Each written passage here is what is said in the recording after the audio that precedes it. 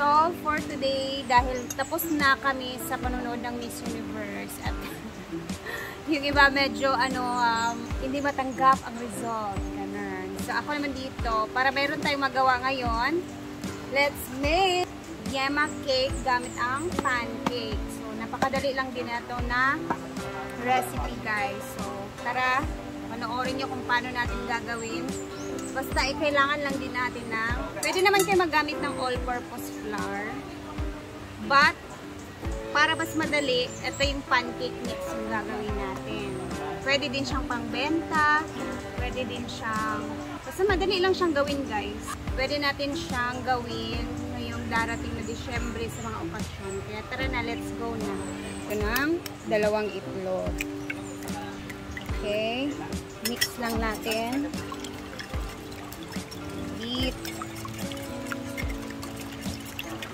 Next is maglalagay tayo ng condense guys. Half can lang ilalagay natin. Saktong patamis lang siya. Ilalagay ha. Tapos half din ng can of evap. Yan, sakto lang. Next is vanilla extract para mas mabango. Yan. Mix lang natin siya. So, habang walang ginagawa ang mga tao ngayon dito, syempre, kailangan meron tayong magawa. So, yung laman is bali 2. 65 pesos lang to guys. So, meron naman silang isa lang yung laman. Lalagay natin. So, ang laman ng isang ganito is 1 cup siya. Pancake mix. Tingnan natin kung ilan ang magagawa natin dito.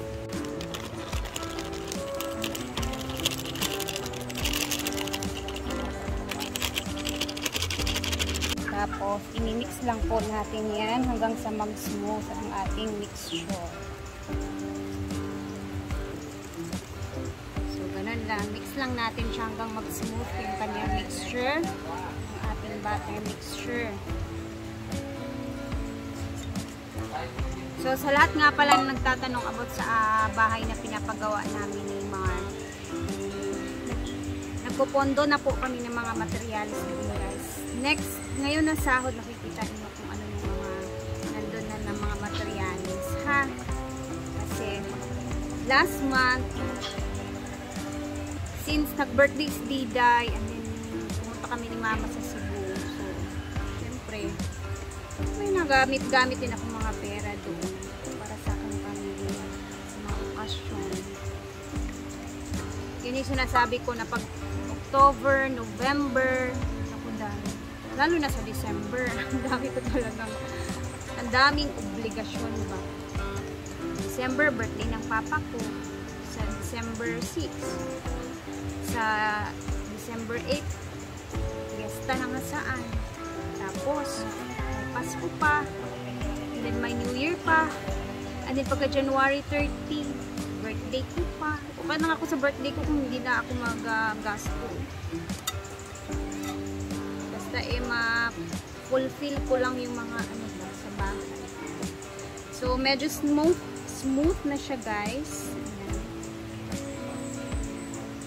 Ito yung itsura niya. Let it go, or say we're only dreaming. So, ang gagawin natin is steam lang to natin siya. Painit muna ako ng tubig. And, ilagay na natin sa ating mga molders yung ating butter mixture. Kailangan ko ilagay ito kasi nakikita yung aking healer. So, ito na yung ating mga molders na gagamitin. Pang leche flan siya, no? Naugasan ko na siya. Ang gagawin natin first dito is atin munang papahira ng butter to na tinunaw. Para ma-make sure lang natin na hindi siya magdikit-dikit, hindi siya dumikit mamaya pag in-unmold natin. So, pahira lang natin siya. So, hindi natin siya pupunuin, no? Sakto lang kasi aalsa to mamaya. Hindi ko siya pupunuin, guys. Sakto Sakto lang talaga. And then, another.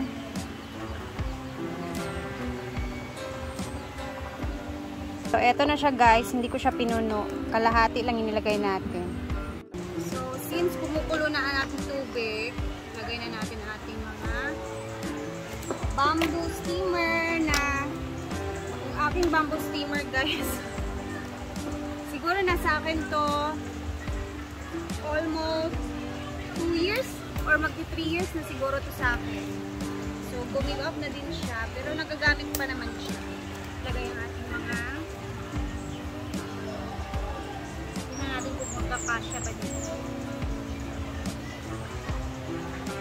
So, kasya naman siya. Since kailangan natin siyang i-steam, lagyan natin ng foil para hindi mabasa.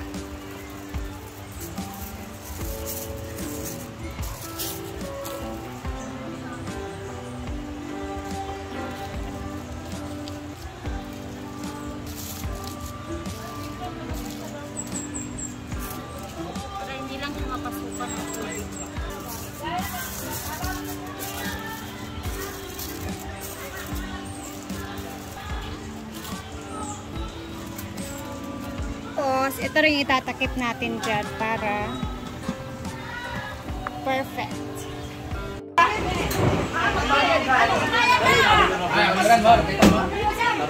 Hi! Sige na, mag-picture ta karon. Ang daming bisita from Oroqueta City. Bahala na guys!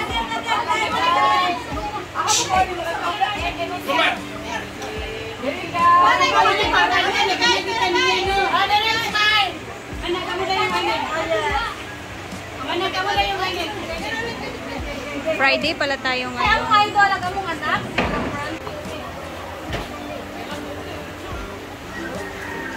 Kuya, itong mga dala, napiyaan na! Order ko ano ba? Lugarahan siya, tag-order natin.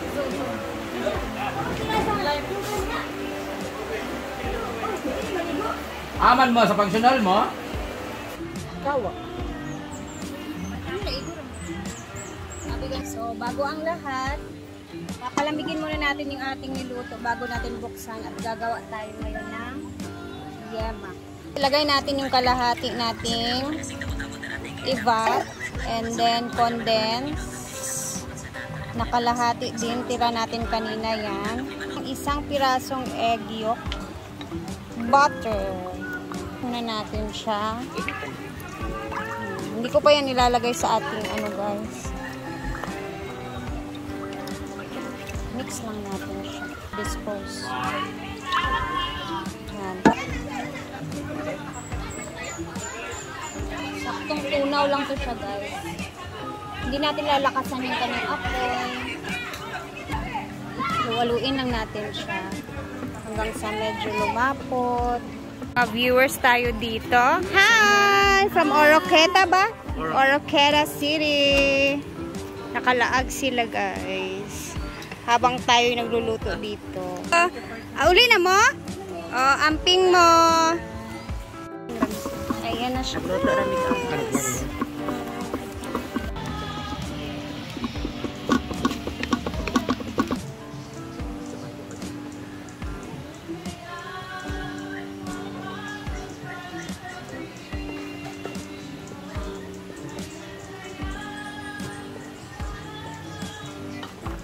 Kalaban namin dito is tusok, tapos sipulinta, iiyak ka pa.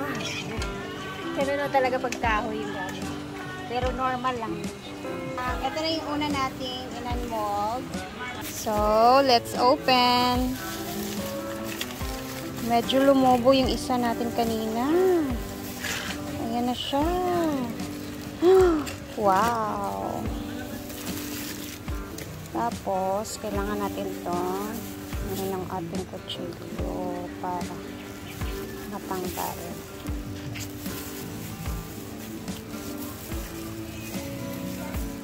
Diba, napakadali lang niya maluto, guys.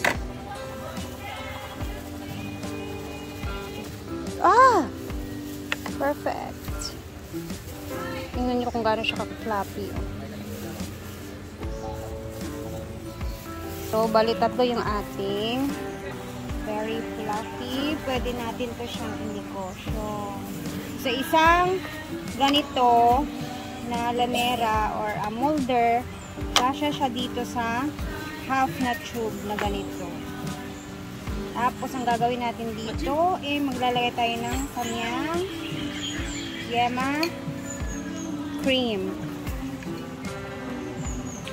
Yak! Sana Yema? Ano na Yema? Ano yan? Kita si Madam Nicole.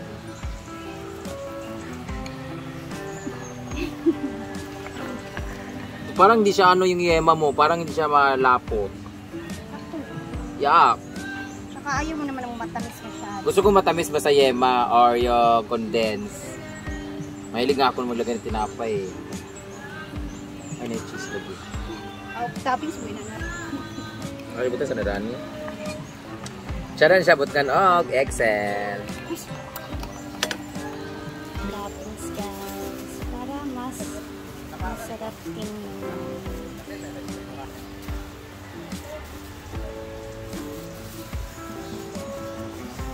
Nakagawa tayo ng tatlong tube. Tapos na ako guys. Ang sarap ng itsura niya guys, no?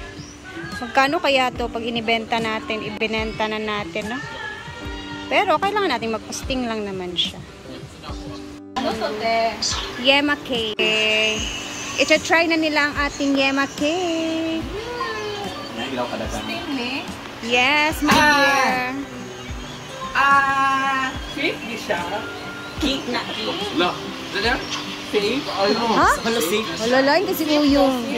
Naabay ko mong post ganina. Ate? Payong. Hindi siya. Nakapalali ka ni Yema niya. Kuha ba? Hindi ka na. Sige daw, mang best si Brenda, be. Kailan mo na siya mukha. Hindi kayo. Ako, huwag kang kuha kay yung kalami. Ano sa man siya puto?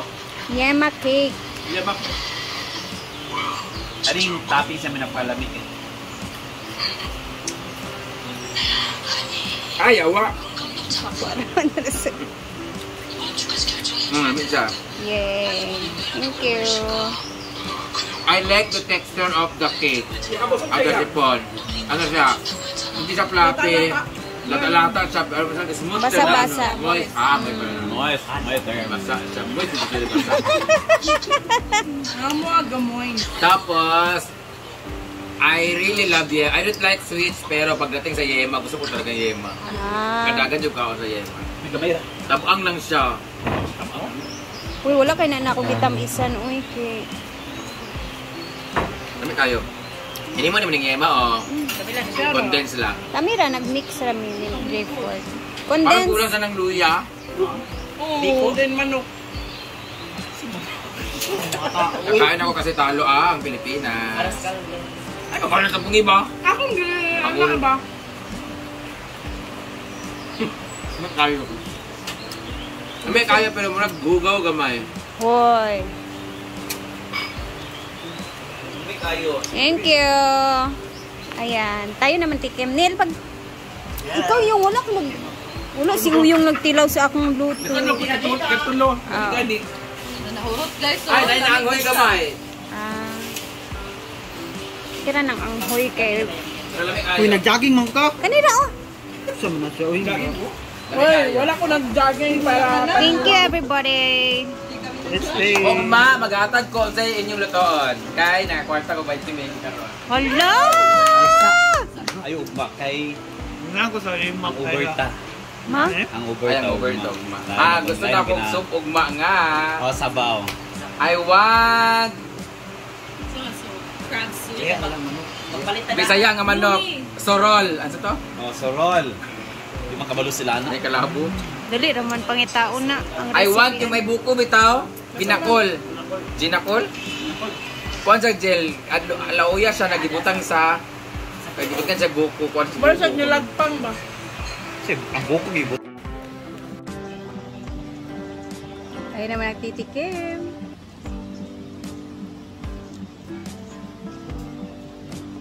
Sarap nga. Guys, ang sarap. Grabe.